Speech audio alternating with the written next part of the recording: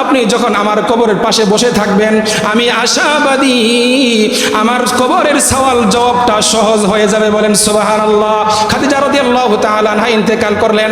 আল্লাহ রাসূল সাল্লাল্লাহু আলাইহি ওয়াসাল্লামের জুব্বা মুবারক দিয়ে খাদিজা রাদিয়াল্লাহু তাআলা আনহাকে কাফনের কাপড় পরায় দিলেন। আমরা তো জানি কবরে রাখার পর মানুষের মুখটা কিবলার দিকে রাখে। কোন দিকে রাখে? হাদিসের মধ্যে পাওয়া যায় মানুষ মারা গেলে যে মানুষের মুখটা কিবলার দিকে থাকবে ওই মানুষটার কবরে কোনো আযাব হবে না। বলেন সুবহানাল্লাহ। এটা ঈমানদারের পরিচয়।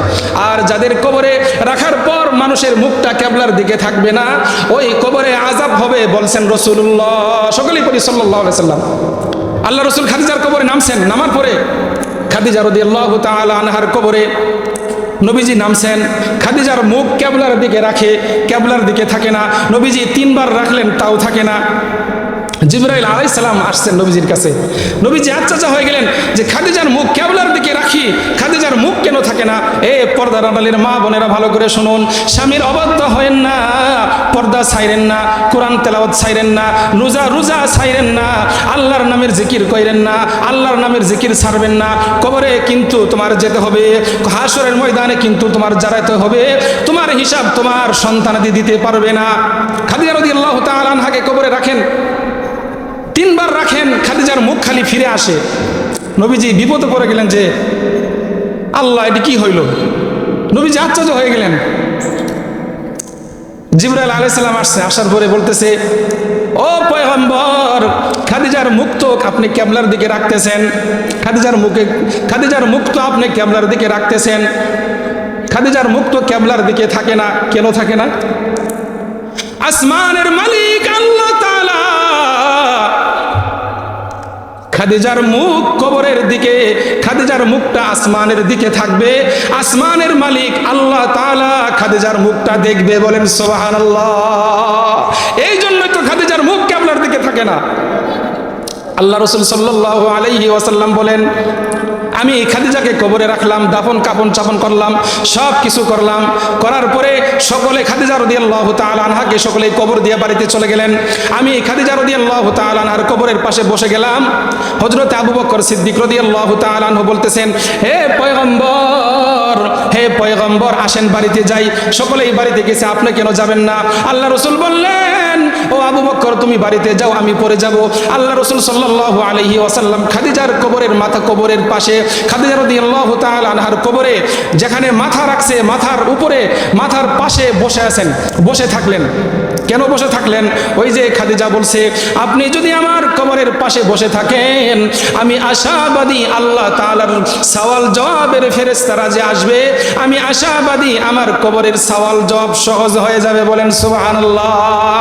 পর্দার আড়ালের মা বোনেরা, আপনারা কোন আশায় বসে আছেন? কে আপনার কবরের সওয়াল জবাব দিয়ে দিবে? কে আপনার কবরের সওয়াল জবাব দিয়ে দিবে? আপনি দুনিয়াতে কি রেখে যাইতেছেন আল্লাহ পাকের কাছে? খাদিজা রাদিয়াল্লাহু তাআলা আনহা ইন্তেকালের পরে আল্লাহ রাসূল সাল্লাল্লাহু আলাইহি ওয়াসাল্লাম খাদিজার মাথার পাশে নবীজি দাঁড়ায় রইলেন আর মনে মনে চিন্তা করতেছেন, আয় আল্লাহ, আমার খাদিজার সওয়াল জবাব যেন সহজ হয়। এরকম চিন্তা করতেছেন। জিবরাইল আলাইহিস সালাম আসলেন আর বলতেছেন, ও পয়গম্বর আপনি কেন বসে আছেন? আমার খাদিজার কবরে সওয়াল জবাব হবে, এই জন্য আমি বসে আছি। আল্লাহর হাবিব সাল্লাল্লাহু আলাইহি ওয়াসাল্লামকে জিবরাইল বললেন, ও পয়গম্বর, আসমানের মালিক আল্লাহ তাআলা বলছে আপনার খাদিজার কবরের সওয়াল জবাব স্বয়ং আল্লাহ তাআলা দিয়ে দিবে। বলেন সুবহানাল্লাহ। হে বন্ধুগণ, খাদিজা রাদিয়াল্লাহু তাআলা আনহা হাসরের ময়দানকে এত ভয় করছেন, কবরকে এত ভয় করছেন, নবীজির স্ত্রী হওয়ার পরেও এত ভয় করছেন। হে বন্ধু, আমরা তো কবরকে ভুলে গেছি, কবর তো আমাদেরকে ভুলে নাই। হাদিসের মধ্যে আসছে আমার আপনার কবর যে জায়গাতে হবে, যে মাটিতে হবে, ওই কবরের মাটি দিনে 100 বার করে আমাদেরকে ডাকতে থাকে আর বলতে থাকে, এ আল্লাহর বান্দা, ইমান ছাড়া কবরে আইসো না, কোরআন তেলাওয়াত ছাড়া কবরে আইসো না, ইমানদার না হয়ে কবরে আইসো না, কবরে শান্তি পাবা না। কবর এরকম ভাবে আমাদেরকে ডাকতে থাকে। আমরা সাবধান হয়ে যাই, কেউ ছাড়বে না, কাউকে কবর ছাড়বে না। মুহতারাম হাজরিন, পর্দার আড়ালের মা বোনেরা ভালো করে শুনুন। আল্লাহ রাসূল সাল্লাল্লাহু আলাইহি ওয়াসাল্লামের, আল্লাহর নবীজির খাদিজা রাদিয়াল্লাহু তাআলা আনহা এতই খেদমত করেছে যে খেদমত দেখে আসমানের মালিক আল্লাহ তাআলা খুশি হয়ে গেছে, বলেন সুবহানাল্লাহ। একদিন আল্লাহ রাসূল সাল্লাল্লাহু আলাইহি ওয়াসাল্লাম আর খাদিজা রাদিয়াল্লাহু তাআলা আনহা বসে আছে, একটু সুখ দুঃখের আলাপ করতেছে। এই মুহূর্তে জিবরাইল আলাইহিস সালাম আসলেন। জিবরাইল নবীজিকে সালাম দিলেন, নবীজি সালামের উত্তর দিলেন, খাদিজাও খালা সালামের উত্তর দিলেন।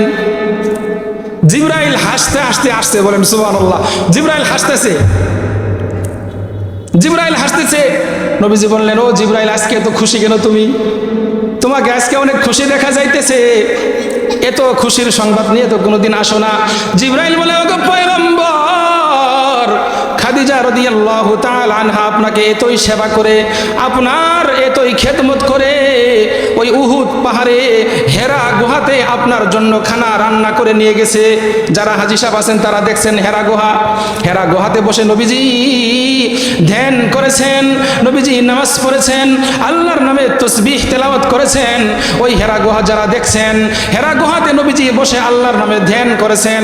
খাদিজা রাদিয়াল্লাহু তাআলা আনহা একজন মহিলা হয়ে ওই হেরা গুহাতে উঠে, ওই হেরা গুহাতে নবীর জন্য রান্না বান্না করে হেরা গুহাতে খাদ্য নিয়ে গেছে। খাদিজা রাদিয়াল্লাহু তাআলা আনহাকে, খাদিজা রাদিয়াল্লাহু তাআলা আনহা নবীজি বসে আছেন। জিবরাইল আলাইহিস সালাম হাসতে হাসতে আসলেন। আল্লাহ রাসূল বললেন, ও জিবরাইল, এত হাসতে হাসতে তো কোনোদিন আসো নাই, আজকে কেন এত হাসতে হাসতে আসলা? জিবরাইল আলাইহিস সালাম বলে, ওগো পয়গম্বর, আসমানের মালিক আল্লাহ তাআলা আপনার প্রিয় স্ত্রী খাদিজাকে সালাম দিছে, বলেন সুবহানাল্লাহ। এই খাদিজা রাদিয়াল্লাহু তাআলা আনহা হাশরের ময়দানকে এত ভয় করছেন, কবরকে এত ভয় করছেন। আমরা তো এমন মুসলমান হয়ে গেছি, কবরকে ভুলে গেছি, মউতকে ভুলে গেছি, হাশরের ময়দানকে ভুলে গেছি। এ বন্ধু, যতই ভুলে যাই কবর আমাদেরকে ছাড়বে না, হাশরের ময়দানে দাঁড়াইতে হবে। ওয়ালা ইয়াযলিমু রাব্বুকা আহাদা ওয়া ওয়াজাদু মা আমিলু হাদিরা। দুনিয়াতে কি করছি, কি নাফরমানি করতেছি, এত নাফরমানির কাজ করতেছি, অন্ধকারে নাফরমানির কাজ করতেছি, আমি মনে করতেছি কেউ দেখে না। দেখে হলে আল্লাহ, আল্লাহ তাআলা কুরআনুল কারীমে বলেন, ওয়াল্লাহু বিমা তা'মালুনা বাসীর ওয়া মাল্লাহু বিগাফিলিন আম্মা তা'মালুন। আল্লাহ বলেন, বান্দারে তুমি যা করো, তুমি যা করো আল্লাহ তাআলা দেখে, তুমি যা করো আল্লাহ তাআলা জানে। বান্দারে ফাঁকি দেওয়ার কোনো অপশন নাই। এ বান্দা, হায়াতের জিন্দেগি নষ্ট করা যাবে না।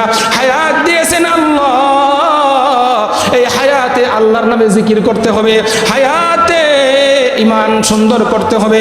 আমার বন্ধুগণ, আমরা যদি বাড়ি ঘরের উপরে, চাকরির উপরে, পড়াশোনার উপরে মেহনত বেশি করি, পড়াশোনা ভালো হয়। যদি চাকরির জন্য মেহনত করি, চাকরি পাওয়া যায়। যদি বেশি টাকার মালিক হতে চাই, যদি বেশি টাকার মালিক হতে চাই, তাহলে ভালো চাকরি খুঁজি, ভালো কাজকর্ম খুঁজি, তাহলে বেশি টাকার মালিক হওয়া যায়। আল্লাহ রাসূল বলেন, বান্দারে, আমার ঈমানদারেরা, আমার উম্মতেরা শুনে রাখো, তোমরা যদি ঈমানের প্রতি মেহনত করো, তোমার ঈমানগুলো সুন্দর হয়ে যাবে। আর হাশরের ময়দানে যারা ঈমান নিয়ে আল্লাহর সামনে দাঁড়াবে, আল্লাহ তাআলা বলবেন, আল্লাহু ওয়ালিয়ুল্লাযীনা আমানু। হে আমার বন্ধুরা, ভয় করিস না, চিন্তা করিস না, ঈমান নিয়ে আইছো, আমি আল্লাহ তাআলা হাশরের ময়দানে তোমাদেরকে কষ্ট দিব না, বলেন সুবহানাল্লাহ। আল্লাহ তাআলা বলবেন, হে ঈমানদারেরা, দুনিয়াতে আমি আল্লাহকে না দেখিয়ে নামাজ পড়েছ, আমি আল্লাহকে না দেখিয়া কোরআন তেলাওয়াত করেছ, আমি আল্লাহকে না দেখিয়া আমি আল্লাহর উপর ঈমান এনেছ, আমি আল্লাহর তাআলার কোরআন তেলাওয়াত করেছ। এ বান্দা, কোনো ভয় পাইও না, কোনো চিন্তা করিও না। বান্দারে, হাশরের ময়দানে তোমার পাশে কেউ নাই, আমি আল্লাহ তাআলা তোমার পাশে আছি, বলেন সুবহানাল্লাহ। আল্লাহ তাআলা আরো বলেন, হাশরের ময়দানে যারা ঈমান নিয়ে আমার সামনে দাঁড়াইতে, যারা ঈমান নিয়ে হাশরের ময়দানে দাঁড়াইতে পারবে, আল্লাহ বলেন, বান্দারে, আমি আল্লাহ তাআলা তাদেরকে বিনা হিসেবে জান্নাত দিব, বলেন সুবহানাল্লাহ। একজন ঈমানদার মানুষ যখন হাশরের ময়দানে দাঁড়াবে, আল্লাহ তাআলা ঈমানদারকে ডাক দিয়ে বলবেন, ঈমানদার, ঈমানদার, ঈমান শব্দের অর্থ হলো বন্ধু। আল্লাহু ওয়ালিয়ুল্লাযীনা আমানু, যারা ঈমান এনেছে আল্লাহ তাআলা বলেন তারা হলো আমার বন্ধু। ওয়ালি শব্দের অর্থ হলো বন্ধু। আল্লাহ বলেন, আল্লাহু ওয়ালিয়ুল্লাযীনা আমানু, যারা ঈমান এনেছে তারা হলো আমার বন্ধু, বলেন সুবহানাল্লাহ। হাশরের ময়দানে ঈমানদারদেরকে আল্লাহ তাআলা বলবেন, হে আমার বন্ধু, তুমি দুনিয়া থেকে আজকে আমার বাড়িতে আইছো, বলেন সুবহানাল্লাহ। বন্ধুরে, তুমি তো অনেক দূরে থাকছো, আজকে আমার কাছে আসছো, তুমি হলাম মেহমান আর আমি হলাম মেজবান। এ জান্নাতের ফেরেশতারা, আমার এই বান্দাকে জান্নাতের পোশাক পরায়া আমার বান্দাকে জান্নাতে নিয়ে যাও, বলেন সুবহানাল্লাহ। বন্ধুরে চিন্তা করিও না, এ ফেরেশতারা, আমার বন্ধু আসছে, অনেক দূরে থাকছে, আমার বন্ধু দুনিয়া থেকে আসছে, আমাকে না দেখিয়া দুনিয়াতে নামাজ পড়েছে, দুনিয়াতে আমল করেছে, আমার উপরে ঈমান রাখছে, দুনিয়ার সব কিছু ছাড়ছে, ঈমান ছাড়ে নাই।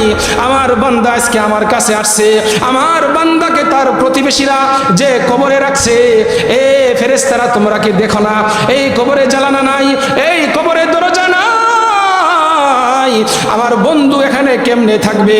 আমার বন্ধুর কবরে জান্নাত থেকে জানালা খুলে দাও, জান্নাত থেকে দরজা খুলে দাও, জান্নাতের নিয়ামত যেন আমার বন্ধুর কবরে পৌঁছে যা, বলেন সুবহানাল্লাহ।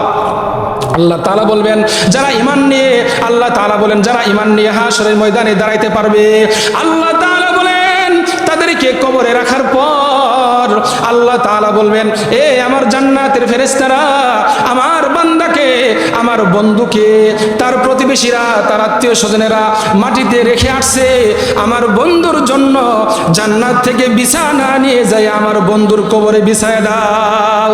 এ বন্ধু, ঈমান আনতে হবে, ঈমানের প্রতি মেহনত করতে হবে। সাহাবায়ে কেরাম রাদিয়াল্লাহু তাআলা আনহুম ঈমানের প্রতি মেহনত করেছেন, তাদের ঈমান সুন্দর হয়ে গেছেন। সাহাবায়ে কেরাম রাদিয়াল্লাহু তাআলা আনহু দুনিয়ার জমিনে থাকা অবস্থায়, দুনিয়ার জমিনে থাকা অবস্থায় তারা দুনিয়ার জন্য মেহনত করে নাই, মেহনত করছে আখিরাতের জন্য। কিসের জন্য? মেহনত করছে আখিরাতের জন্য। এই জন্যই তাদের আখিরাত সুন্দর হয়ে গেছে, এই জন্যই তাদের কবর সুন্দর হয়ে গেছে, এই জন্যই তো তাদের জানাজায় আল্লাহ তাআলা আসমান থেকে ফেরেশতা পাঠিয়ে দিয়েছে, বলেন সুবহানাল্লাহ। হাদিসের মধ্যে আসছে যে কোনো একটা মানুষের জানাজায় যদি একটা আল্লাহর ওলি হাজির হয়ে যায়, আল্লাহর ওলির ওসিলাই যে ব্যক্তি ইন্তেকাল করছেন, যার জানাজা হইতেছে, ওই ব্যক্তিকে আল্লাহ তাআলা মাফ করে দিবেন, বলেন সুবহানাল্লাহ। এটাও হাদিসের মধ্যে আসছে যে কোনো ওলি আউলিয়ার জানাজায় যদি আমরা, কোনো মানুষ যদি হাজির হয়, ওলি আউলিয়ার জানাজায় সে হাজির হইল, এই হাজির হওয়ার কারণেই আল্লাহ তাআলা ওই ব্যক্তিকে মাফ করে দিবে, বলেন সুবহানাল্লাহ। বন্ধুগণ, ঈমান নিয়ে কবরে যেতে হবে। আমার আপনার হায়াত কিন্তু শেষ হবে, একদিন শেষ হবেই। হায়াত হলো মোমবাতির মতো, হায়াত হলো মোমবাতির মতো। আল্লাহ তাআলা বলেন এই দুনিয়া ছাড়তেই হবে, কুল্লু নাফসিন যায়িকাতুল মাউত, এই দুনিয়া ছাড়তেই হবে, ছাড়তেই হবে।